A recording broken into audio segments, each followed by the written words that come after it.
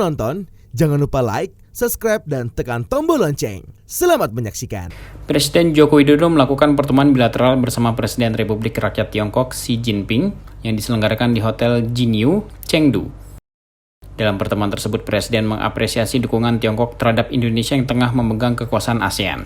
Lebih lanjut, Presiden juga menyebut bahwa Indonesia dan Tiongkok telah berhasil menciptakan kemajuan yang nyata atas sejumlah kerjasama, utamanya sejak penyelenggaraan G20 Bali tahun lalu. Sebelumnya, Presiden dan Ibu Irena tiba di Hotel Jinyu sekitar pukul 16.20 waktu setempat. Setibanya di sana, Presiden dan Ibu Irena kemudian disambut langsung oleh Presiden Xi Jinping dan Madam Peng, yang kemudian dilanjutkan melaksanakan foto bersama dengan latar bendera dari masing-masing negara.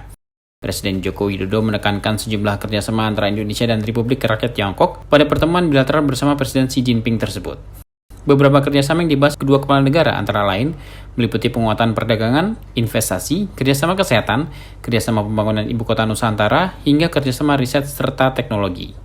Presiden Jokowi mengapresiasi penyelesaian protokol impor dalam sejumlah produk antara Indonesia dan Tiongkok. Untuk proyek pembangunan IKN, Presiden berharap agar Tiongkok dapat terus menjadi mitra strategis. Terkait kerjasama dalam bidang kesehatan, Presiden Jokowi menyambut baik finalisasi rencana aksi implementasi kerjasama kesehatan antara Indonesia dan Tiongkok. Begitu tiba di Chengdu, Presiden Republik Indonesia langsung melakukan pertemuan bilateral dengan Presiden Xi Jinping. Kunjungan Presiden Jokowi ke Chengdu pada tanggal 27 dan 28 Juli adalah dalam rangka memenuhi undangan Presiden Xi Jinping, dan kunjungan ini bertepatan dengan 10 tahun Kemitraan Strategis Komprehensif Indonesia RRT. Rekan-rekan, pertemuan bilateral utamanya membahas penguatan kerjasama ekonomi yang saling menguntungkan, selalu mempertimbangkan pemakaian tenaga lokal dan friendly terhadap lingkungan. Di bidang perdagangan, upaya meningkatkan akses ekspor Indonesia ke RRT terus dilakukan. RRT adalah mitra dagang terbesar Indonesia dengan nilai perdagangan tahun lalu mencapai lebih dari 133 miliar US dollar. Beberapa tahun terakhir, neraca perdagangan Indonesia RRT semakin seimbang. Bahkan tahun ini Indonesia mulai surplus. Dalam pertemuan, Bapak Presiden meminta akses pasar yang lebih banyak di RRT bagi produk-produk Indonesia. Presiden menyambut baik penandatanganan protokol impor. Impor dalam hal ini adalah impor RRT dari Indonesia untuk tepung porang dan bubuk tabasyir. Mendorong pembaruan protokol dan peningkatan kuota impor sarang burung walet, serta penyelesaian protokol impor produk hasil laut Indonesia.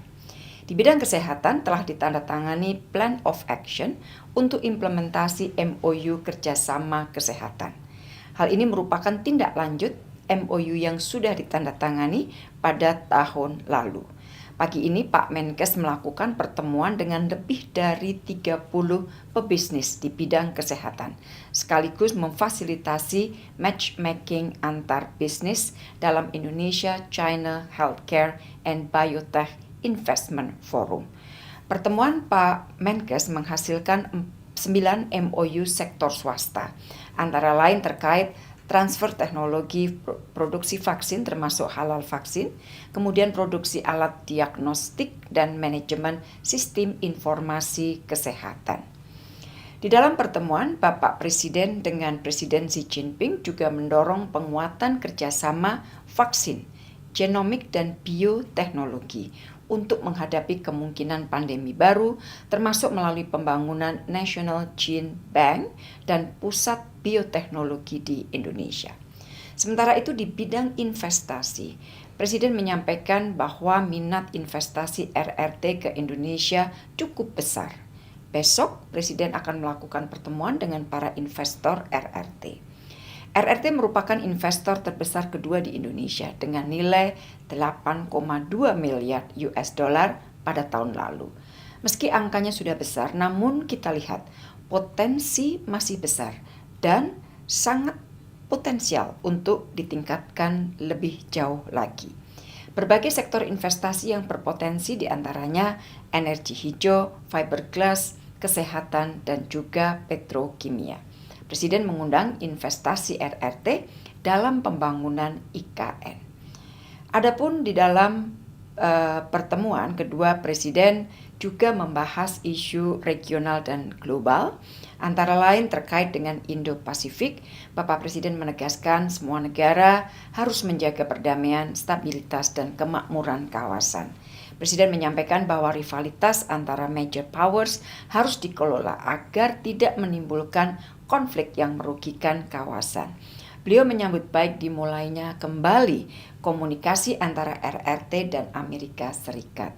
Beliau juga menyambut baik penyelesaian panduan percepatan negosiasi Code of Conduct di Laut Cina Selatan.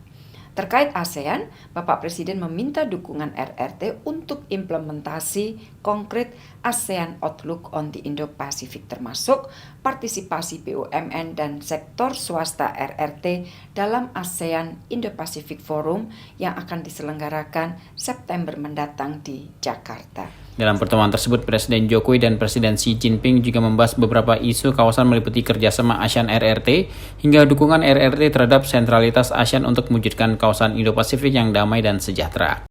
Usai melaksanakan pertemuan, kedua pimpinan juga menyaksikan penandatanganan sejumlah dokumen kerjasama yang disepakati oleh kedua negara, yakni protokol tentang persyaratan pemeriksaan dan karantina untuk ekspor serbuk konjac dari Indonesia ke Tiongkok, protokol tentang persyaratan fitosanitari untuk ekspor tabashir dari Indonesia ke Tiongkok, rencana aksi kerjasama bidang kesehatan, nota kesepahaman tentang pusat penelitian dan pengembangan bersama, nota kesepahaman tentang kerjasama perencanaan berbagai pengetahuan dan pengalaman terkait pemindahan ibu kota baru Indonesia, dan nota kesepahaman tentang peningkatan kerjasama Indonesia-Tiongkok, Two Countries, Twin Parks.